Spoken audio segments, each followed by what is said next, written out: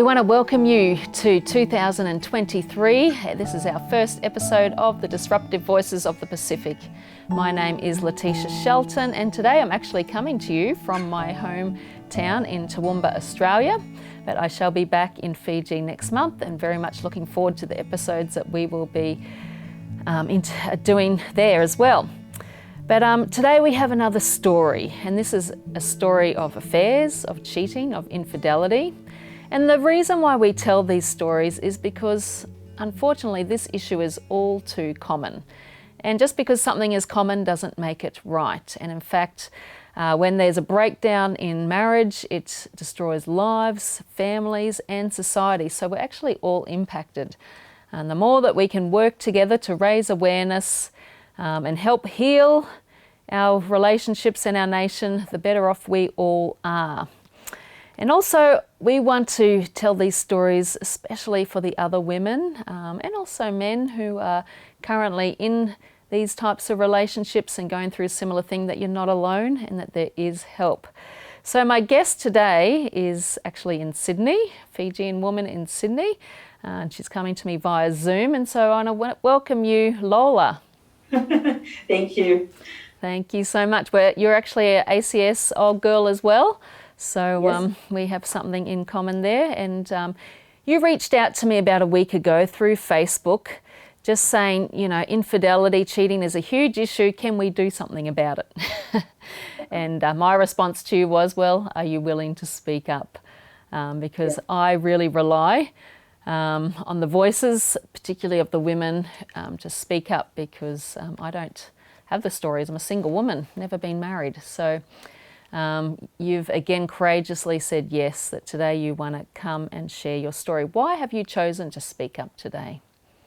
Yeah, so I was asked to speak on another platform probably a year ago, but I wasn't ready. And that platform was, I think it was more of a broader view on just life.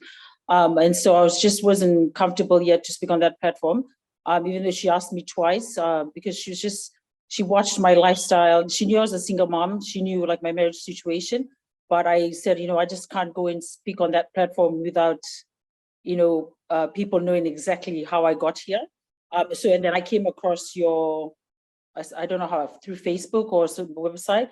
And then I read a few stories, and then you sent me that podcast, and I was like, oh no, I think it's like time for me. I think I feel comfortable sharing my story on this platform. Yeah. So I just want to, it's just raise awareness and hopefully encourage other women and even marriages, that infidelity is just not the way to do life, because it destroys families, it destroys children, even though we don't see it, but, there's an emotional effect in an impact as well. So, that's why I wanted to just share my story today. Yeah, well, thank you.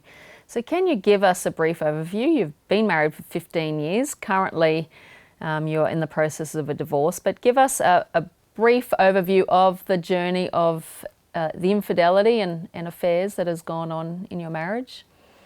Yeah, so I'll start. So we kind of met, I'll start from the beginning. We met in high school. It wasn't like we didn't go out straight away. We just kind of knew each other at the beginning.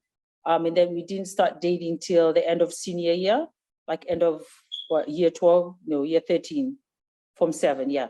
But there were a lot of red flags, trust me. But my spiritual life wasn't in a good place. And that's the way I looked at life, it didn't really bother me, the cheating. We weren't married, so I kind of was okay with that. And also at the same time, we were just having fun. Like, we both like to party, we like to drink, we did a lot of crazy things together. So, that's what kept me in that relationship, because I was having fun. But, that was before when my life changed, when I became more spiritual, when I became more connected with Jesus. That's when I just, my eyes really opened to, this is not right, this is not acceptable. And then I finally started to feel the emotional and mental impact on that. That's it. In the beginning, it was just a lot of fun. Unfortunately, fun doesn't always build a good marriage in the future. It starts off great, but you got married.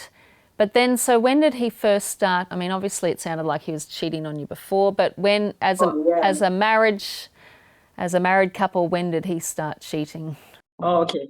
So the cheating happened before the marriage. Then we kind of just had our own lives, but we already had a son together. So I think that's why that kept us connected. You know, we always had the communication, but I knew he was with someone else. So then we got married. Yeah, he wanted to, like he wanted us to make our relationship work. So we got married. And then I think a year was fine. But after that, it started again. Then I started to hear stories. Then I confronted him, and there was always, like lying. But I knew deep down inside, I knew he was cheating. But like and at the same time, I was finding my place in, like in my Christianity, like in my faith. So from that day, I just said, no, it doesn't matter what we go through. I'm gonna make this marriage work. So I think that's why I stayed for this long.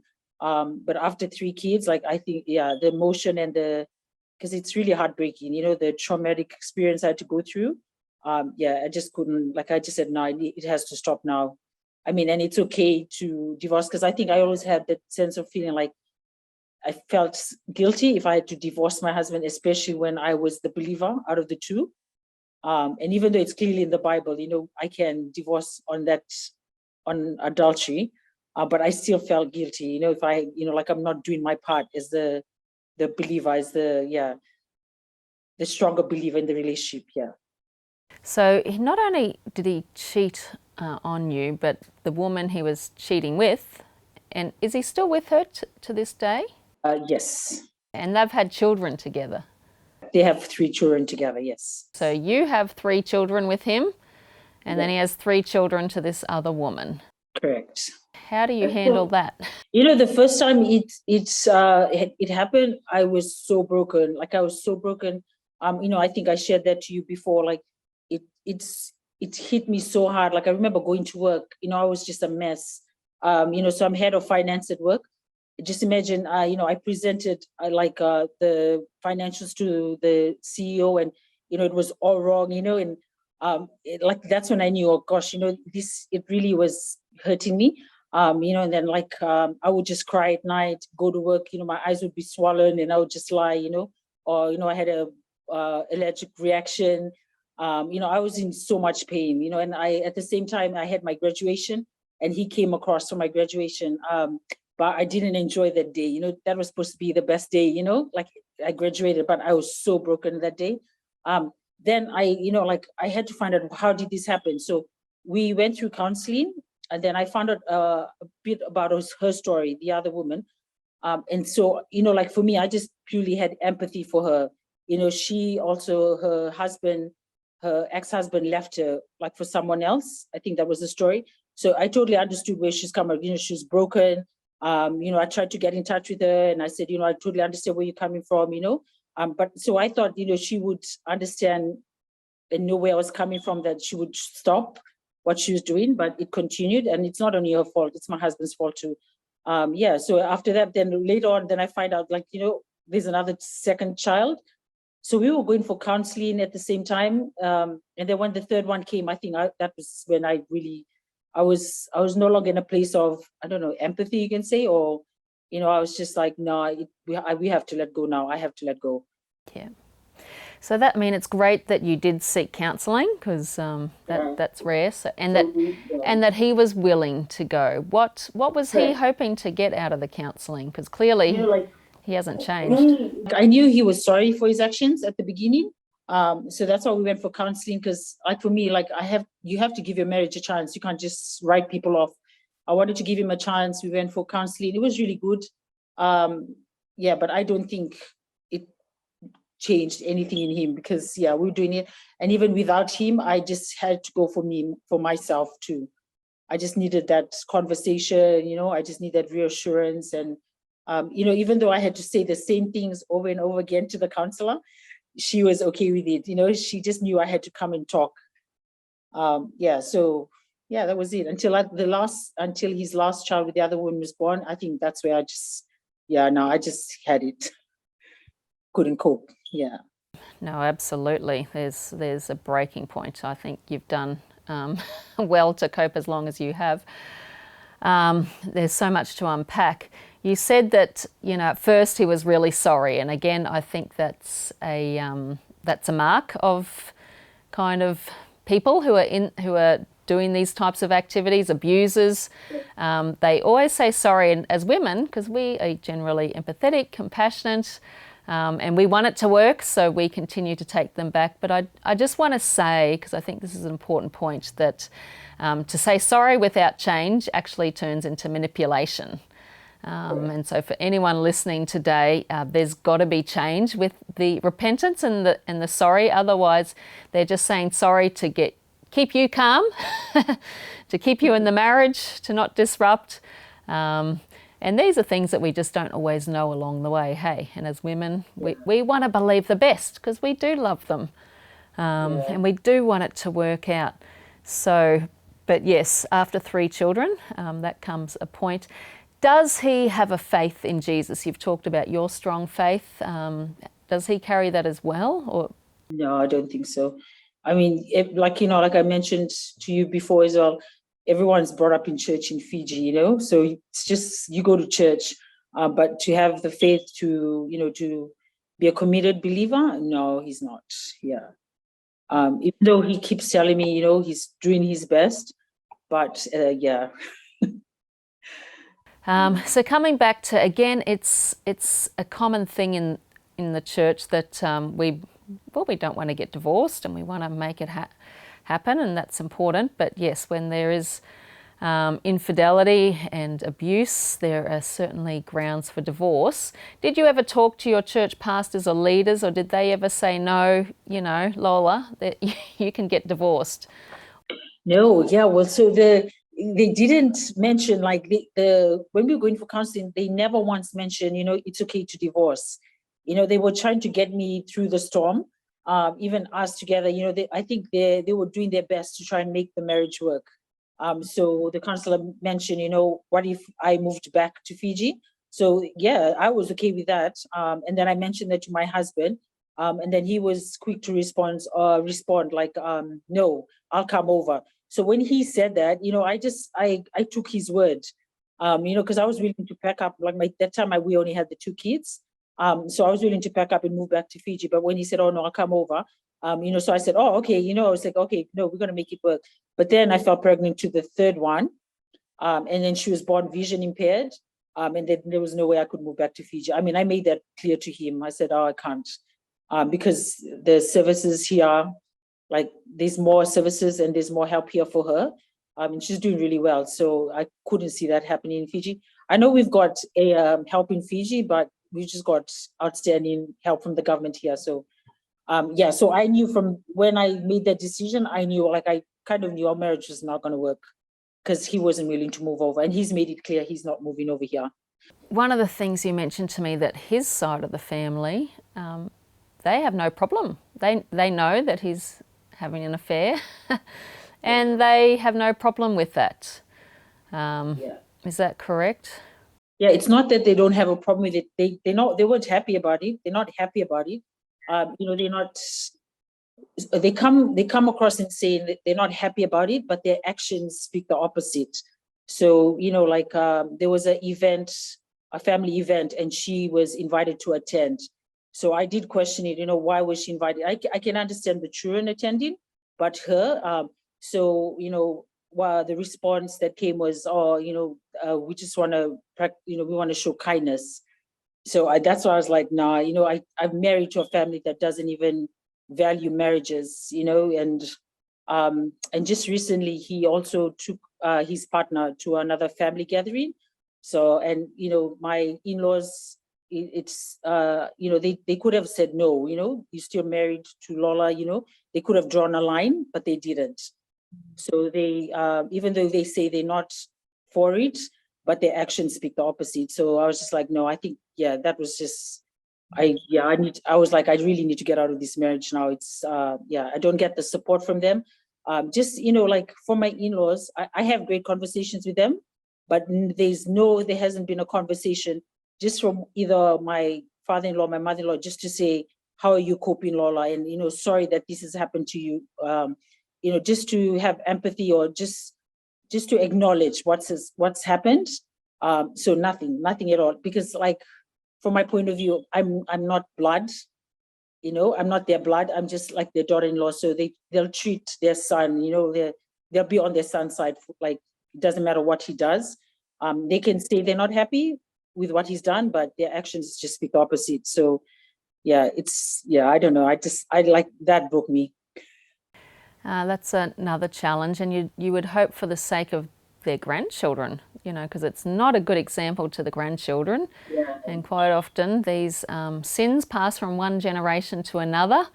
And so quite often we've got to think about what impact is it having on the children, and that's, a lot of the basis of our decisions. And that's a big reason why you are choosing to leave. Let's just come back to right when you were dating. You mentioned there were a lot of red flags. And unfortunately, because I remember being at ACS and hearing all the girls when they're in love, and love can blind us, can't it? But what were some of the red flags at work while you were dating with him? Oh, they were just red flags from the beginning. Like, he was a bit of a woman, like, you can say, like, I don't know back then, but he was a bit of a womanizer, so he would date a lot of girls. But that didn't really bother me. So I mean, that's when I used to hear it, that didn't really bother me. But when we started dating, but he was just like fun to hang out with. I think that's what I enjoyed more about it, because there was like the clubbing, the drinking, just doing stupid, crazy things. That's what I enjoyed about the relationship too, apart from just him. So we just had fun together. And like the red flags just end up, that didn't bother me. So it was more like an open relationship. It wasn't until I had my son, that's when I was like, oh no, that's when I kind of like mellowed down, when I decided, oh no, this is not I didn't want to do this partying thing anymore. I still did a little bit about it, but yeah, then I was just like, I was getting like, I don't know, more mature, because you're a mom now. And that's how my view started changing. And that's how I found Jesus. And I think I was still blind too, because the red flags were still there, and I still got married to him. Yeah. Did you hope that suddenly, when you got married, had a ring on your finger, he would just suddenly stop? I knew. Yeah, that's how I looked at it. Oh yeah, because we married, he'll be more committed to the marriage. That's the way I looked at it. And because I was a believer too, because I was like, oh wow, this is so exciting. Like, God can work in our marriage. So, but that was a mistake I made, like the dating part, that's exactly where you need to find out if this guy is marriage material, if he's going to be faithful. But, I was just totally blind at that stage. And it's hard, and that's what I've been telling teenage girls for 20 years. If he's sleeping around, that's preparation for divorce. And just because they get married, even if they're addicted to pornography, just because they get married doesn't mean these things are going to stop. And it's I guess right from the beginning, your marriage was on a really bad foundation. Hey. Yeah. If I can share, we went to the council, like we went to marriage counseling. I mean, that's where I found out, like, the dating period is when you find out if this guy is, the guy you want to spend the rest of life, see if he's like faithful to you, how he treats his mom, how he treats other people. But that was like after we were married, and then we went to the marriage counseling session. So, I would recommend people to go to that before they get married. I was speaking to a lovely Fijian pastor in Nandi, and he said, and I said, are you doing marriage counselling with people before they get married? He said, no. He said, I've been marrying people for 14 years. He said, oh, I should take it more seriously. I said, that would be really handy. Because if this is going on, you don't want to recommend people. I wouldn't marry somebody if they were living like that, because it's just not going to last. No. As we draw to a close, let's come to you personally. What has the impact been on you as a woman? Not looking at anyone's actions. How has this impacted you? Oh, so because it impacted me a lot. So like I was drained emotionally, mentally, I can tell you that, because I just knew I wasn't performing like to the best of my ability at work, especially. And I knew I would take it out on my kids, like I would get angry, especially when I was just upset. And that was the danger too, like I was, especially when my second one was born. Yeah, when I look a bit, sorry. Yeah, when my second one was born, like she was only 2. Sorry, and then I had my third one, but my anger, I would take it out on her. Yeah, and so now I know it impacted her because she grew up to be like a not damaged child. She was just angry at the same time. So we both had to go for counseling together. Like last year, I took her. But and I haven't told her the truth as well as why I treated her that way. Because I don't know, I don't want to ruin her, like I don't want to destroy her. But yeah, so yeah, those are little things. Like that's the danger about staying in a relationship like this, because our anger can go to our kids. But then that's where I had to take myself again back to seeing a one-on-one, like therapist. So I did that, and I think for me, just hanging out with my connect friends, like we call it, there's a whole cell group as well. Just going to cell group every fortnight, that was important to keep me grounded, and going to church. And I also serve. I think that helped me heal and helped me like go through this process. Yeah, so, but I think with me, that was my main mission. Like my main goal was I wasn't going to let my story bring others down. So I didn't want to discourage others, like, because either I can take the bad side and just go into depression, but I decided no, I was just going to continue like serving God, and doing my best for my kids.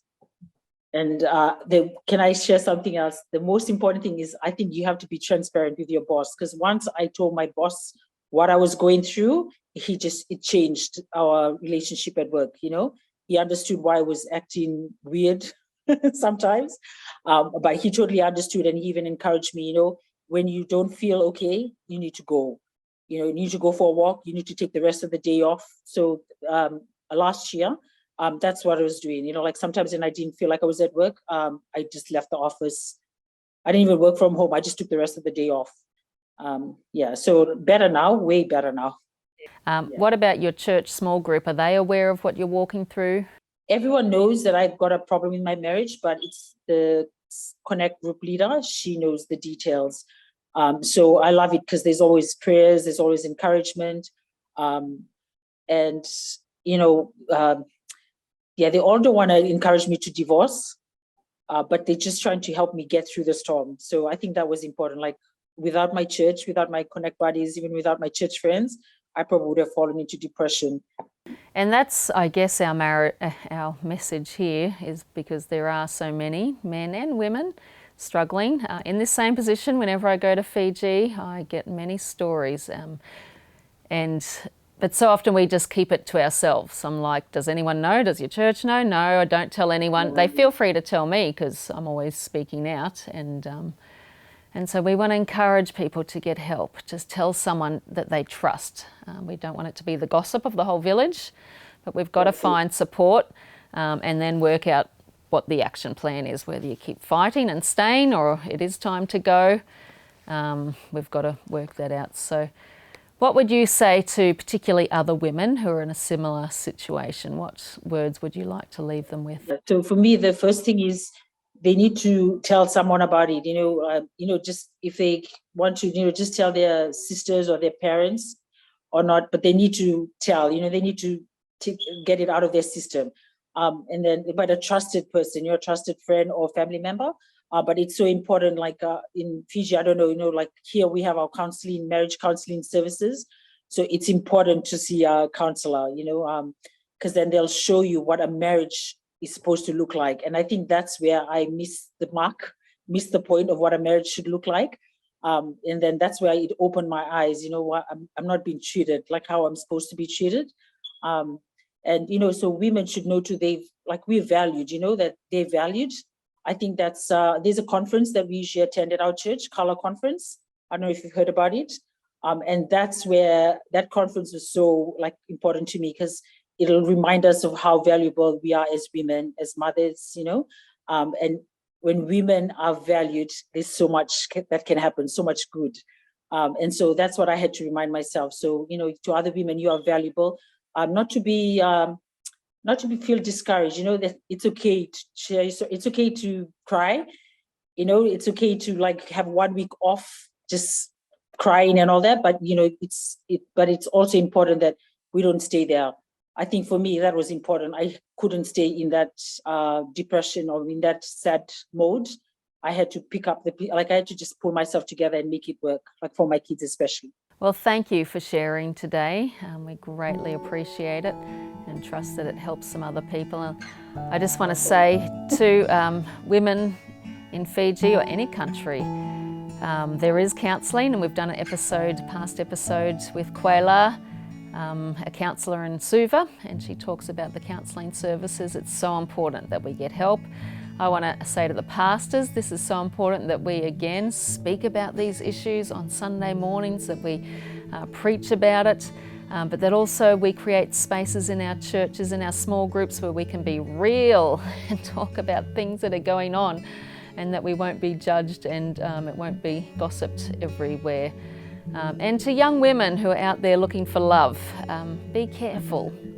If he's with many other women, or for the men, if she's with many other men, that's a big red flag, and it's not worth. For me, I'm single, and I'd much rather be single than stuck in a relationship where you're stuck. And Jesus looks after us. So thank you for tuning in today, and we look forward to many great episodes. So God bless, Lola. Hopefully we might see you in Fiji one day. Yeah. Thank you very much. Thank you for your time.